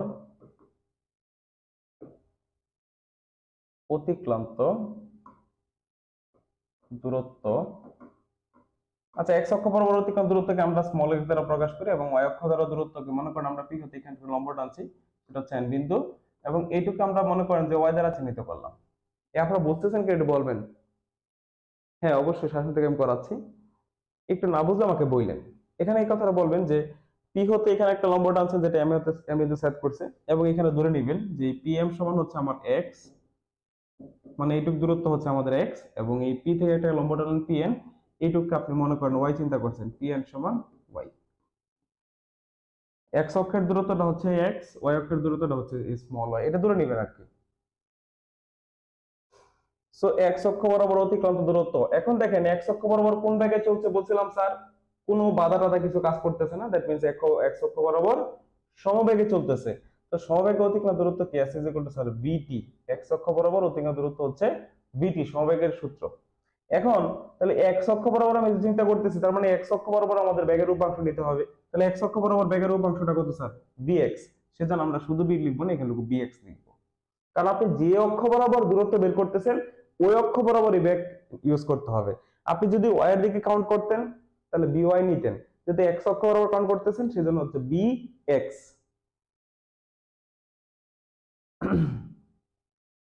এখন বি এক্স এর ভ্যালুটা কত স্যার দেখেন তো, v cos theta into t, আর এস মানে এক্স অক্ষ বরাবর থেকে দূরত্বকে আমরা তো এক্স চিহ্নিত করছি। তাহলে এখান থেকে দেখেন তো টি সমান কত লেখা যায়, এক্স ডিভাইডেড বাই বি কস থিটাকে আমাদের লেখা যায়। তাহলে টি এর ইকুয়েশন আমরা পেয়ে গেলাম। বলেন পারবেন কিনা এই পর্যন্ত, একটু দেখেন আপনারা পারবেন? শাহিন জিওকে ঠিক আছে, নুরুল ইসলাম পারবেন আশা করি। হ্যাঁ পারতে হবে আপনাদের, আপনাদেরকে অবশ্যই পারতে হবে। হ্যাঁ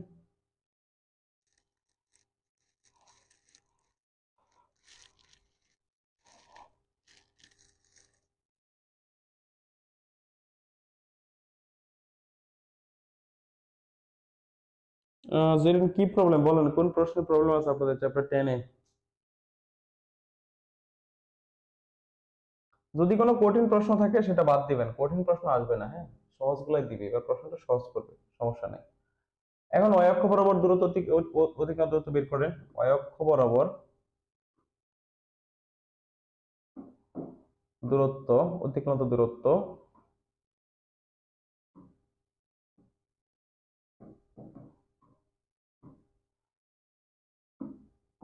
এস ইজ ইকুয়াল টু, আমরা সূত্রটা কি জানি, ut minus half gt square. উড্ডয়নশীল বস্তুর সূত্রটা লিখলাম, উড্ডয়নশীল বুঝলেন তো, উপর দিকে নিক্ষেপ করলে যে নিক্ষিপ্ত বস্তুর যে দূরত্বটা আছে সেটা লিখলাম এখানে। আচ্ছা, সো ওয়াই অক্ষ বরাবর অতিক্রান্ত দূরত্ব আমরা কি দ্বারা প্রকাশ করি স্যার, ওয়াই দ্বারা, তার মানে এস এর জায়গায় আমরা ওয়াই লিখলাম, অতিক্রান্ত দূরত্ব ওয়াই।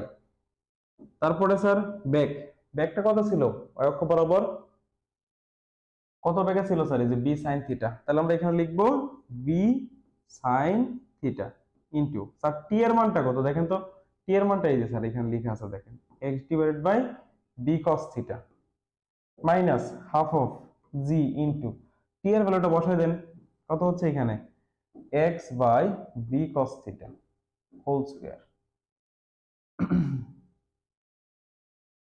সেখানে কি আসতেছে দেখেন, ওয়াই সমান সমান বিবি ক্যান্সেল করে দিলেন, তাহলে এখানে থাকতেছে আমাদের sin theta by cos theta, আর কি থাকতেছে এক্স, তাহলে x into sin theta cos theta minus half of g into, যদি গুণ করে দেন x square divide by v square cos square theta.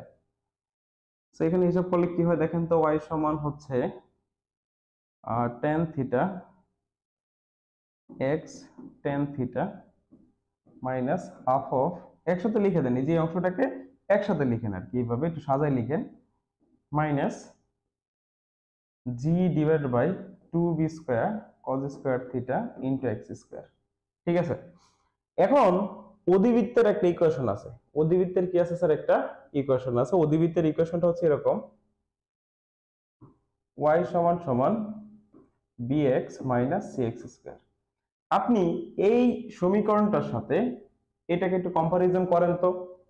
এখানে এই যে এটা হচ্ছে স্যার আমাদের বি, আমি যদি একটু মার্ক করে দিই অন্য কালার দিয়ে, এটা হচ্ছে স্যার আমাদের বি, এই যে এটা হচ্ছে স্যার আমাদের কত বি, এবং এটাকে আপনি সি চিন্তা করেন, তাহলে দেখেন তো এই সমীকরণটি যে ওয়াই সমান বি এক্স, আর এটা যদি একটা কনস্ট্যান্ট হবে সি, তাহলে সি এক্স স্কোয়ার না, তাহলে এই সমীকরণটা কার সাথে মিলে, এটার সাথে মিলে না? বলেন মিলে কিনা? তা যেহেতু এই সমীকরণটা এটার অনুরূপ, সেই জন্য আমরা বলতে পারি যে প্রাসের গতিপথ অধিবৃত্তাকার। সেই জন্য আমরা কি বলতে পারি? প্রাসের গতিপথ অধিবৃত্তাকার। ঠিক আছে, সেই জন্য আমরা বলতে পারি প্রাসের গতিপথটা অধিবৃত্তাকার। দেখেন বুঝছেন কিনা? হ্যাঁ, অবশ্যই এখানে আহ অবশ্যই এখানে এই চিত্র অঙ্কন করতে হবে, অবশ্যই এখানে এই চিত্রটা দিতে হবে, এইটার ক্ষেত্রে চিত্র মাস্ট, এটার ক্ষেত্রে চিত্র মাস্ট। দেখেন স্ক্রিনশট দিতে পারেন, এটার ক্ষেত্রে চিত্র মাস্ট, কোনো সমস্যা নাই, চিত্র দিতে হবে আপনাদেরকে।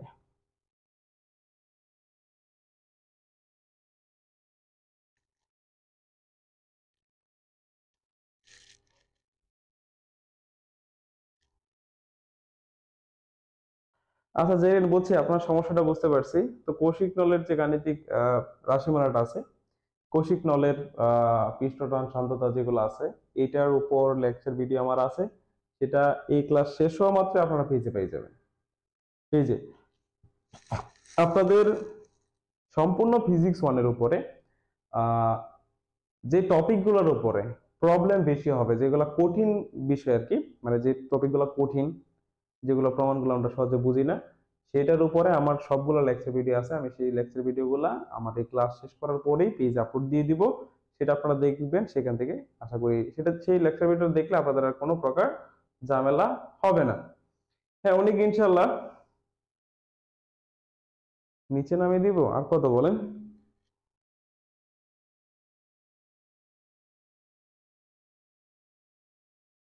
দেখেন এই হচ্ছে আর কি টোটাল ইকুয়েশনটা।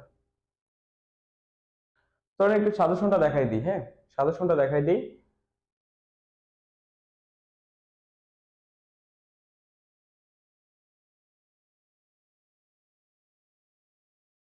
চলেন এখন আমরা একটু সাজেশনটা দেখি এক নজরে। 6 নম্বর কোশ্চেনটা দেখলাম একটু আগে। তারপরে মুক্তিবেগের রাশিমালা, আমরা এই প্রশ্নটা একটু আগে মাত্রই সলভ করলাম, যে মুক্তিবেগ কাকে বলে, মুক্তিবেগের রাশিমালা অথবা প্রাসের গতিপথ, এই দুইটা থেকে যে কোনো একটা কোশ্চেন আপনার মাস্ট থাকবে কালকের পরীক্ষা ফিজিক্স পরীক্ষার মধ্যে মাস্ট। তারপরে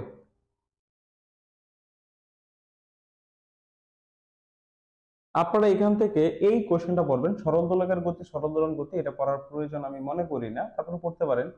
এটা পড়ুন বেশি ভালো করে, যে সেকেন্ড দোলকের কার্যকরী দৈর্ঘ্য, একটা সেকেন্ড দোলকের যে কার্যকরী দৈর্ঘ্যটা আছে সেটা ভালো করে পড়বেন। এটা আপনাদের পরীক্ষা আসবে, এবং এটা আসবে সংক্ষিপ্ত কোশ্চেনের জন্য। ঠিক আছে, এটা আসবে সংক্ষিপ্ত কোশ্চেনের জন্য। হ্যাঁ, অবশ্যই বইটা করলে হবে।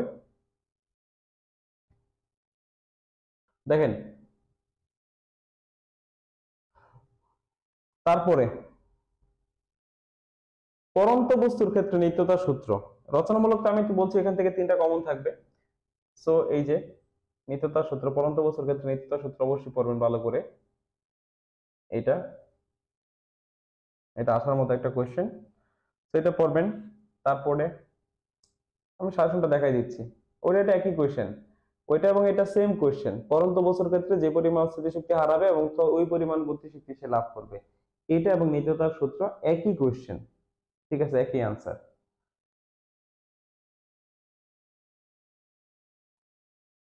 তারপর এই যে কোশ্চেনটা এবার আসবে, যে তরলের পৃষ্ঠটান ও পৃষ্ঠতত্ত্বের মধ্যে সম্পর্ক স্থাপন করো। ঠিক আছে, এটা অথবা এখানে আরেকটা কোশ্চেন আছে আমি দেখাচ্ছি, এই কোশ্চেনটা অথবা এই যে এটা, এই যে এটা স্যার 12 নম্বর যে প্রমাণটা আছে, তরলের পৃষ্ঠটান, এই যে এটা, এইটা তরলের পৃষ্ঠটান। ঠিক আছে, এটা আসতে পারে। ওকে, এই কোশ্চেনটা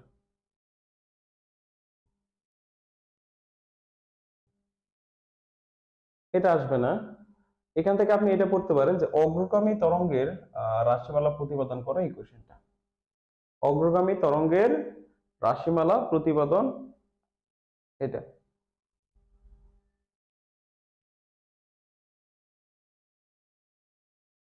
এটা ভেরি মাচ ইম্পর্টেন্ট, এটা থাকবেই। 14 নাম্বার, শব্দের বেগের উপর তাপমাত্রার প্রভাব অথবা এই যে v proportional root over t একটা ইকুয়েশন আছে না, এই প্রমাণটা পরীক্ষায় থাকবে। এটা ভেরি মাচ ইম্পর্টেন্ট, আপনি ভেরি ভেরি ইম্পর্টেন্ট দিয়ে রাখতে পারেন, এটা পরীক্ষায় থাকবে ইনশাআল্লাহ। তারপরে টিভি সমান এনআরটি, এটা পড়তে পারেন, এটা আগের বারও আসছে আপনাদের। তারপর তো নমুনা প্রশ্ন, এগুলো আমি বললামই।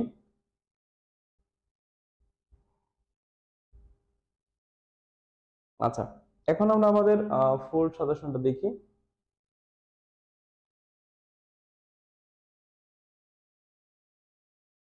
এই সাজেশনের বাহিরে কোনো প্রকার প্রশ্ন আপনার পরীক্ষায় থাকবে না। আমি এখানে সংক্ষিপ্ত প্রশ্নগুলো দেখাবো, আনসার সহকারে আছে, এক নজরে দেখে নেবেন, ঠিক আছে?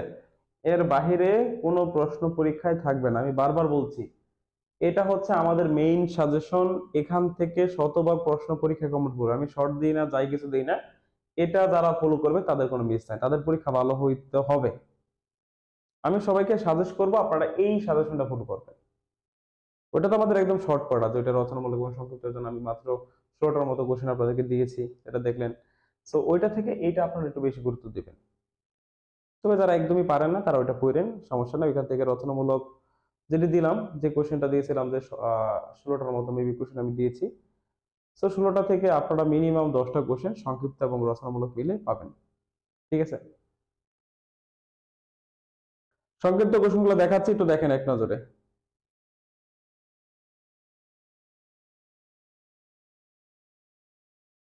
এটা থাকবেই, স্কেলার রাশি এবং ভেক্টর রাশির মধ্যে পার্থক্য।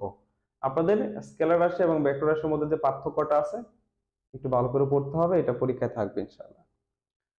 তারপরে এখানে দুইটা প্রমাণ আমরা দেখছিলাম, এই যে এখানে প্রমাণ আছে দেখেন, এটার কথা আমি একটু আগেই বলছি যে বি স্কয়ার সমান ইউ স্কয়ার প্লাস 2fs অথবা s is equal to u t plus half a t square. যেহেতু s is equal to u t plus half a t square আগের বার চলে আসছে, দ্যাট মিন্স এটা আসার পসিবিলিটিটা সবচেয়ে বেশি, এখানে লেখাই আছে এটা আসবেই।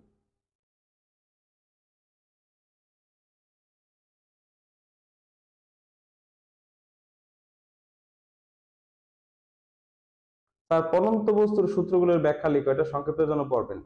দেখেন এখানে দুইটা কোশ্চেন আছে, পরন্ত বস্তুর সূত্রগুলো ব্যাখ্যা করো, আর হচ্ছে রৈখিক বেগ এবং কৌণিক বেগের মধ্যে সম্পর্ক। স্যার এই যে রৈখিক বেগ এবং কৌণিক বেগের মধ্যে সম্পর্ক, যেটা আমি বলে দিলাম একটু আগে, যে v is equal to omega, আর এখানে আনসার সহকারে আছে, আপনি স্ক্রিনশট নিয়ে রাখতে পারেন।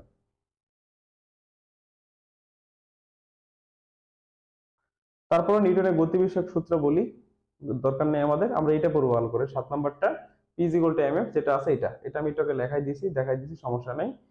তারপরে এইটা ভালো করে পড়বেন, ঘর্ষণের সুবিধা অসুবিধা, এটা ভেরি মাচ ইম্পর্টেন্ট এই কোশ্চেনটা। এবং হচ্ছে স্থিতিকর্ষণ গুণাঙ্ক স্থির কোণের ট্যানজেন্টের সমান, এটা ভালো করে পড়বেন, এটা আসবেই। 9 নাম্বারটা কিন্তু আসবে পরীক্ষা, আমি বারবার বলতেছি যে 9 নাম্বারটা সংক্ষিপ্ত কোশ্চেনে, হ্যাঁ, এটা সংক্ষিপ্ততে আমাদের থাকবেই। তারপরে নিউটনের মহাকর্ষ সূত্র বিবৃতি করে, এটা ভালো করে পড়বেন। নিউটনের মহাকর্ষ সূত্রটি বিবৃতি করো, এটা ভালো করে পড়বেন। এবং এখান থেকে যে আমাদের একটা রাশিমালা বের করতে হয়, এই যে G is equal to G M M M one M two by T square, এটা ভালো করে পড়তে হবে। তারপরে যে 12 নম্বরটা আছে, অভিকর্ষ ত্বরণের যে রাশিমালাটা আছে, G is equal to G M by R square, এটা ভালো করে পড়তে হবে। এখান থেকে আমরা দুইটা কোশ্চেন ভালো করে পড়বো, এই যে উপরে 11 নম্বর এবং হচ্ছে এই 12 নম্বরটা। তারপরে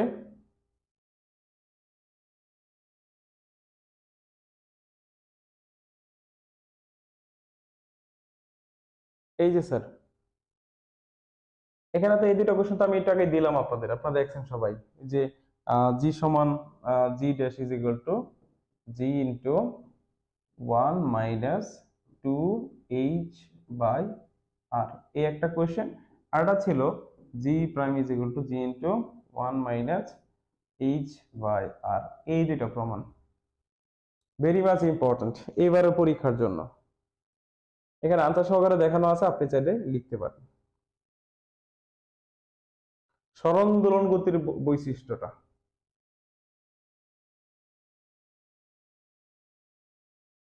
আর এটা তো আসবেই, গতিশক্তির সমীকরণ, এটা আসবে, এটা আনসার সহকারে এখানে লেখা আছে, তাইলে স্ক্রিনশট রাখতে পারেন। একটু দেখে রাখেন আপনারা। আর কথা বলবো, 18 নম্বর হুকের সূত্রটা, তারপরে স্যার এই যে এটা ভালো করে পড়বেন, এটা আগের বছর আসছে, তারপর আপনারা ভালো করে পড়তে হবে, এটা আসার সম্ভাবনা আছে। এরপরে স্যার রচনামূলক, দেখেন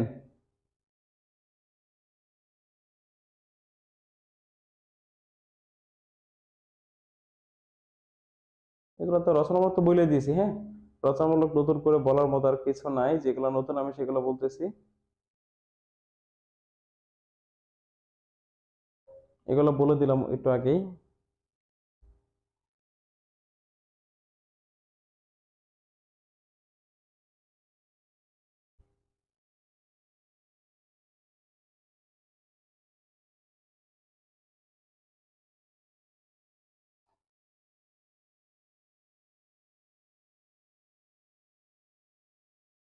এই পিডিএফটা হচ্ছে শুধুমাত্র আমাদের যে ভর্তিকৃত শিক্ষার্থী তাদের জন্য, ঠিক আছে। এটা হচ্ছে আমাদের যারা ভর্তিকৃত শিক্ষার্থী শুধুমাত্র তাদের জন্য। আচ্ছা, অনেক সাজেশন আপনাদেরকে দেখাইলাম, সো আর কত সাজেশন দেখাবো বলেন। নতুন করে আর কোনো সাজেশন দেখাইতে চাই না।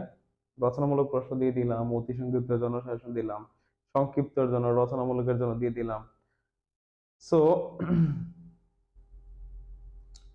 যারা সাজেশনটা আমার সাথে দাগাইতে পারেন নাই বা কোনো প্রবলেম হয়েছে, তো তাদের জন্য বলতেছি আপনারা পরবর্তীতে এই ক্লাসের একটু রেকর্ডটা দেখে নেবেন, এটা এখানে থাকবে, তখন আপনারা এটা বারবার দেখে দেখে নিজেরাই করতে পারেন, সমস্যা নেই। তো যাই হোক, আজকে এই পর্যন্ত আমরা সমাপ্তি টানতে যাচ্ছি। যাওয়ার আগে একটা কথা বলতে চাই আপনাদের সবাইকে। আমাদের এখানে আমরা যে একটা ঘোষণা দিয়েছিলাম আমাদের পেজে, কেয়ার প্রোগ্রামের শিক্ষার্থীদের জন্য, যে যারা কেয়ার প্রোগ্রামে ভর্তি হবে তাদেরকে আমরা আমাদের পাপুলার প্রতিষ্ঠানের পক্ষ থেকে একটা হুডি অথবা মগ অথবা কিছু একটা আপনাদেরকে গিফট করব। সো সেটারই প্রথম যে ধাপটা হুডি, সেটা আমাদের চলে আসছে, আমরা অর্ডার করেছিলাম প্রায় 500 পিসের মতো। সো আমাদের 500-র উপরে কেয়ার প্রোগ্রামে ভর্তি কিন্তু শিক্ষার্থী আছে, সো তাদেরকে আমরা ইনশাল্লাহ আজকে এবং কালকে থেকে এটার প্যাকেজিং কার্যক্রম শুরু হবে, এবং সেটা আমরা কুরিয়ার করব। রবিবার এবং সোমবারের মধ্যে কিন্তু সেটা আপনারা পেয়ে যাবেন। সো যারা এই যে অফারটা আছে আপনাদের, বা গিফট যারা মিস করতে চান না, তারা অবশ্যই আমাদের কেয়ার প্রোগ্রামে চাইলে যুক্ত হতে পারেন। সেক্ষেত্রে অবশ্যই আমাদের পেজে এসএমএস দিবেন, অথবা সরাসরি আমাদের যে স্ক্রিনে যে নাম্বারটা দেওয়া আছে 01723, আমি একটু লিখে দিই আপনাদেরকে, এই নাম্বারটাতে সবাইকে এসএমএস করবেন, হ্যাঁ। 01723474442। আপনার যে কোনো প্রশ্ন বা যে কোনো জিজ্ঞাসা, বাবেল এডুকেশন সম্পর্কে যে কোনো জিজ্ঞাসা বা যে কোনো কিছু জানার জন্য এই নাম্বারে আপনারা এসএমএস করতে পারেন হোয়াটসঅ্যাপে। আর হুডি পাইতে গেলে অবশ্যই কেয়ার প্রোগ্রামে, আমাদের যে কেয়ার প্রোগ্রামটা আছে, এই কেয়ার প্রোগ্রামে বা কেয়ার ব্যাচে আমাদের সাথে যুক্ত হতে হবে। আপনি যদি কেয়ার প্রোগ্রামে যুক্ত হন তাহলে অবশ্যই কি পাবেন স্যার, একটা এই যে আমার বর্তমানে যেটা আমার পড়া দেখছেন, আমি যেটা পড়া অবস্থায় আছি, যেটা পরে ক্লাস নিচ্ছি, এটাই আপনার পেয়ে যাবেন, ঠিক আছে। তো যাই হোক, বেসিক ইলেকট্রিসিটি শাহিন, আমি সাজেশনটা অলরেডি আগে দিয়ে দিয়েছি, ঠিক আছে। সাজেশনটা প্রথম ক্লাসের শুরু থেকে দিয়ে দিয়েছি, ওকে। তো যাই হোক, আজকে এই পর্যন্ত থাকলো। নেক্সট ক্লাসে আবার আপনাদের সাথে দেখা হবে, সেই পর্যন্ত সকলে ভালো থাকবেন, সুস্থ থাকবেন। আল্লাহ হাফেজ।